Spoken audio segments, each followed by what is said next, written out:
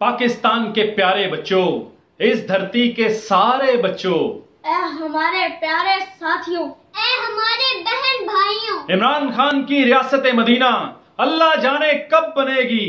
अपने बच्चों की हिफाजत ये रियासत कब करेगी। कब होंगी पुलिस इस्लाहात, कब पूरी होगी उनकी बात, कब ना होंगे ये साने हाथ। हवस के सब पुजारियों को, शैतान के पैरोकारों को, कब डाली जाएगी लगाम, कब देखेंगे अपना अंजाम।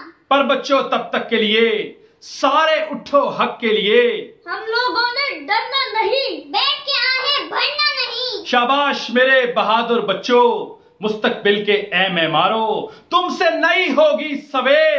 हमने बनना है दलेर, मुआशरे के शैतानों को, बेशरम है वालों को, सारे गंदे ज़हनों को पहले हमने जानना है, इन सबको पहचानना है, फिर सारों को बताना है। घर मैदान या हो स्कूल, सब अपना लो यही असूल, इनको कभी न जाना भूल। अब्बू मामू और चचा कोई भी इनके सिवा हरगिज हमको ना छुए, ना पकड़े ना प्यार करे। हमारे जिस्म के प्राइवेट हिस्से कोई भी गर्द छूने लगे, हमको शोर मचाना है, अब्बू अम्मी को बताना है। शाम के बाद कहीं मत जाओ, जिधर जाओ पहले बताओ, अब्बू अम्मी के संग जाओ। माँ बाप भी होश करें, सब बच्चों के साथ रहें।